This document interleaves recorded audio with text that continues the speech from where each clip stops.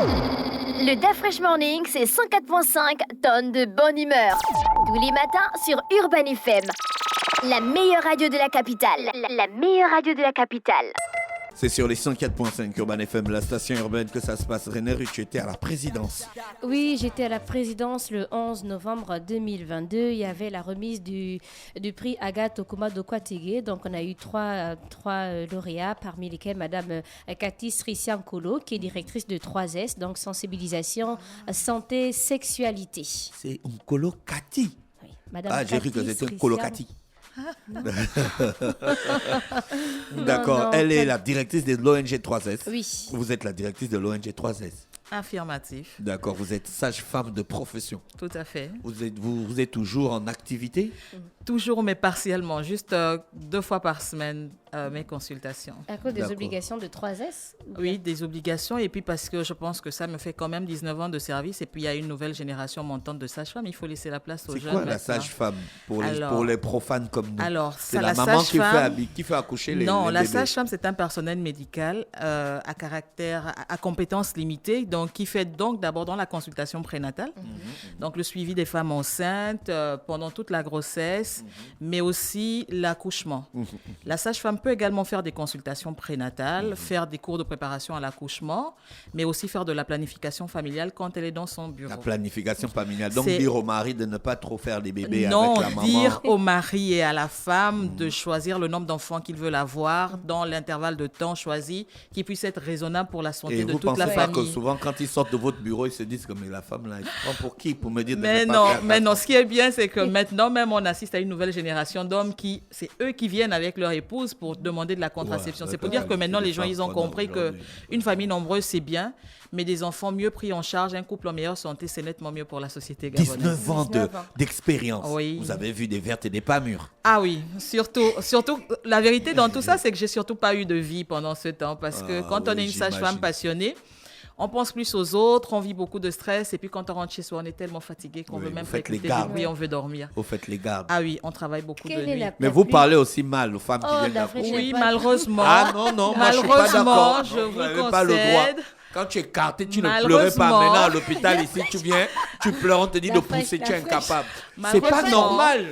On vient déjà à l'hôpital, on est en grossesse, j'ai eu ma grossesse, je suis dans un état psychologique Généralement, difficile. les femmes, Je vous le sages-femmes ne sont concède, pas- malheureusement, Ah ouais. et je vous demande pardon parce que ça a été une ancienne génération de sages-femmes. Je pense qu'avec le temps, les temps présents et les temps à venir, c'est quelque chose que vous allez de moins en moins voir parce que D'accord. moi, par exemple, je suis, au-delà d'être directrice de l'ONG 3S, je suis également la présidente de l'association des sages-femmes Ogoué-Maritime. Oui. Donc, on a beaucoup de séances de travail avec les sages-femmes pour parler de la qualité de l'accueil. C'est quelque chose qui est très important pour le malade, pour le patient, pour la femme enceinte qui vient vers vous.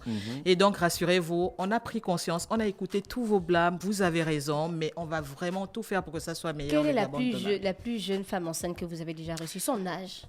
9 ans, malheureusement. Non, c'est une Mais fiction. malheureusement, de vos malheureusement, propres yeux. De vos propres yeux ou bien c'est une Malheureusement, rumeur cette oui. histoire? Je suis désolée parce que vous réveillez des émotions chez moi. Malheureusement, oui. Et en plus, c'était pas une grossesse naturelle, j'ai envie de dire, et normale. d'accord. C'était secondaire à un viol et une jeune fille violée par son oncle. Donc, c'est un peu ça le gros de notre boulot. C'est pour ça d'ailleurs que il faut bien un moment que je sorte de mon fauteuil de sage-femme pour aller sur le terrain pour continuer les sensibilisations. À quel moment vous avez décidé de créer l'ONG 3S? Alors, l'ONG 3S, ce n'est pas le fruit de ma création, c'est pas mon imagination, c'est pas ma pensée, c'est pas ma vision. L'ONG 3S, c'est la vision du docteur Nathalie Dupagne, qui est gynécologue obstétricienne, qui a travaillé au Gabon depuis une vingtaine d'années maintenant, et puis qui s'est dit qu'elle était fatiguée de voir des jeunes filles trop tôt enceintes, des grands-mères à 28 ans. Elle s'est dit, bon, j'ai assez donné dans mon bureau et elle a pensé, elle, que ce n'était pas derrière son bureau qu'elle pouvait aider à stopper l'hémorragie. Et c'est là que lui vient l'idée de créer cette ONG en 2014. Et donc, à la base, cette ONG était pour les jeunes, donc des milieux, des différents lycées, collèges La Place, mais aussi pour les femmes vulnérables, afin déjà de prévenir les dangers des rapports sexuels précoces, des avortements clandestins, et aussi aux femmes vulnérables, parce que comme vous le savez, on dit le lit du pauvre est fécond, afin d'éviter des grossesses rapprochées et donc de limiter les décès maternels également. Donc avant que vous lui est venue l'idée de créer cette ONG. Moi, je ne rentre dans cette ONG qu'en 2018. Ah, l'ONG était déjà créée. L'ONG était déjà créée. Qu'est-ce qui vous a motivé? Ma passion, juste. Mais vous exercez déjà votre passion depuis 19 ans. Oui, je l'exerçais en maternité. Et j'ai envie de dire que je suis une sage-femme particulière et j'aime bien m'identifier comme un ange égaré sur la terre. Donc, l'ONG, pour moi, n'était que la continuité de ce que je faisais déjà. Sauf que moi, je le faisais en aval, on va dire comme ça. Et là, en amont, je le faisais. Et là, je suis repartie en aval pour attaquer les questions de sensibilisation. Parce qu'en fait, en vérité, la meilleure médecine, la meilleure santé, c'est celle qui prévient les complications et les risques. C'est pas celle qui guérit. Moi, j'étais dans la position passionnée de celle qui guérit, celle qui accompagne, mais je faisais rien pour la sensibilisation. Aujourd'hui, je suis dans la sensibilisation et j'ai envie de vous dire que je me sens mieux aujourd'hui dans la sensibilisation que dans une salle d'accouchement. Est-ce que les parents sont en faveur de l'éducation à la santé sexuelle à l'établissement? Ça a été super difficile au début. Vous avez vu tout les tapages qu'il y a eu, les tapages médiatiques des parents qui étaient contre l'éducation sexuelle en milieu scolaire parce que pour beaucoup de parents, ils pensaient qu'on venait inciter les jeunes à la sexualité précoce, mais non. Nous, en tant qu'ONG, ce qu'on essaie de dire aux jeunes et aux parents, c'est que notre première mission, c'est de limiter au maximum le premier rapport sexuel. Ce n'est que là qu'on peut donner la chance à un jeune de continuer. Limiter au maximum. Pour vous, la bonne période du rapport sexuel, moi, du premier rapport sexuel. Si vous me demandez en tant que maman, j'ai envie de vous dire 30 ans. Aujourd'hui, en tant que maman. Mais en tant que sage-femme. En tant que sage-femme, et pour rentrer dans le cadre logique et juridique des choses, c'est 18 ans. L'âge légal de Non, on s'intéresse à votre expérience. Mon expérience légal, à on connaît. moi. Au Gabon, légal, on connaît que c'est 18 ans. Aujourd'hui, si je devais revenir en arrière, j'aurais dit aux jeunes de terminer leur scolarité. On sait aujourd'hui que quand on a terminé ses études supérieures, en moyenne, c'est entre 22 et 25 ans. Ce serait l'âge idéal pour commencer les premiers rapports sexuels parce que déjà, on est à l'abri de plein de dangers. On connaît pas mal de choses, on est bien informé, on est bien outillé.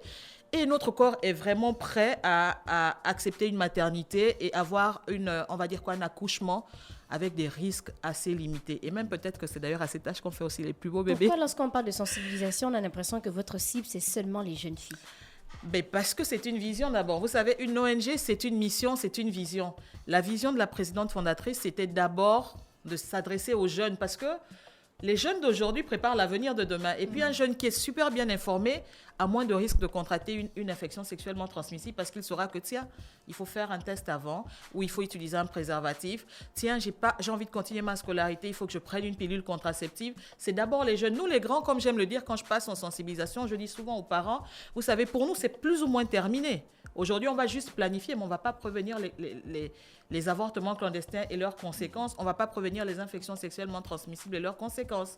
C'est pour cela que les jeunes, c'est vraiment le Gabon de demain, c'est vraiment l'avenir de demain. On plante de petits arbres en eux on est sûr que demain, ce sera meilleur. Est-ce que parler de sexualité aux jeunes n'incite plutôt pas les jeunes à les découvrir?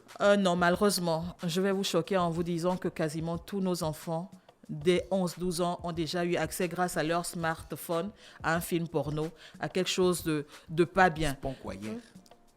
Malheureusement, et les parents ne sont pas toujours informés. Ils se disent que bon, mon fils ou ma fille, elle a un téléphone, elle va juste répondre à des appels, elle va aller sur WhatsApp et TikTok. Non, mais ces enfants, ils vont super loin. Et nous discutons avec des jeunes. Je vais même vous choquer en vous disant que moi, j'ai déjà reçu, au point Écoute Jeune, à l'ONG, une jeune fille de 15 ans qui avait des rapports avec son petit frère de 5 ans. Vous imaginez?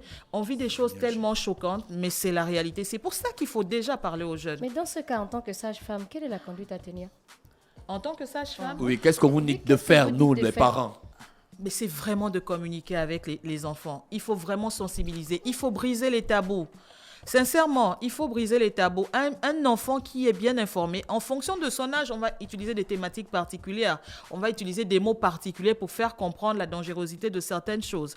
Donc, le secret d'un avenir meilleur pour nos enfants, d'une belle santé pour nos enfants et même pour la nation, c'est la sensibilisation. À partir de quel âge un parent doit-il commencer à parler de sexualité à son enfant? Alors la sexualité, c'est un tout, il faut d'abord dire.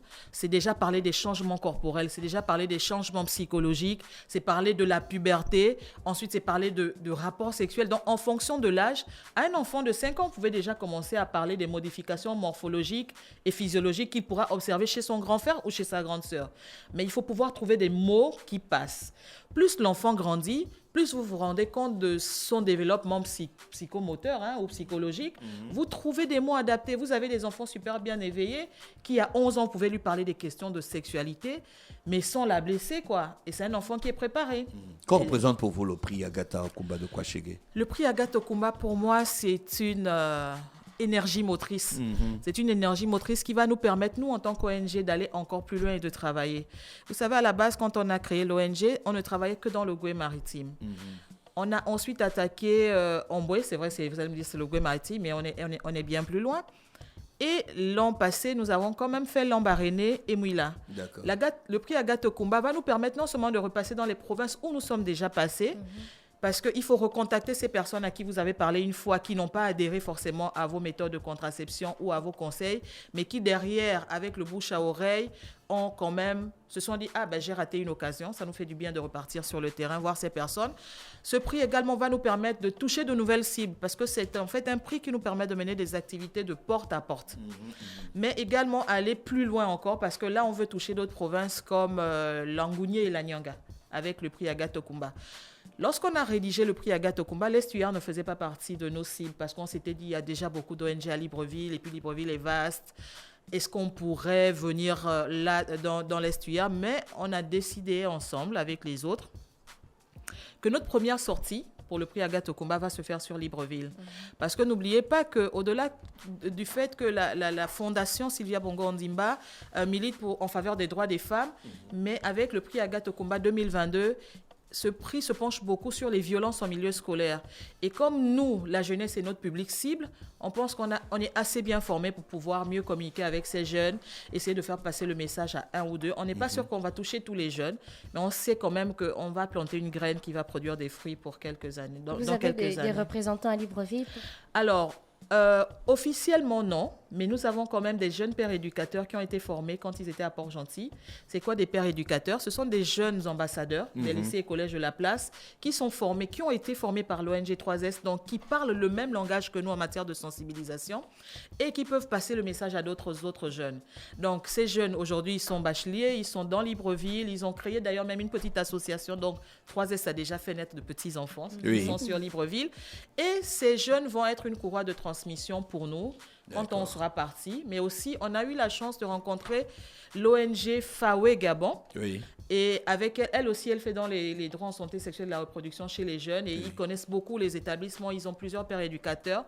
Lorsqu'on viendra sur Libreville, on travaillera principalement avec eux et peut-être d'autres organisations de la société civile aussi. Madame Colomb, on vous remercie d'avoir accepté notre invitation. Merci à vous. On vous souhaite de passer une bonne journée à l'écoute des programmes d'Urban FM. Merci. Le Da Fresh Morning, c'est 104.5 tonnes de bonne humeur. Tous les matins sur Urban FM. La meilleure radio de la capitale. La meilleure radio de la capitale.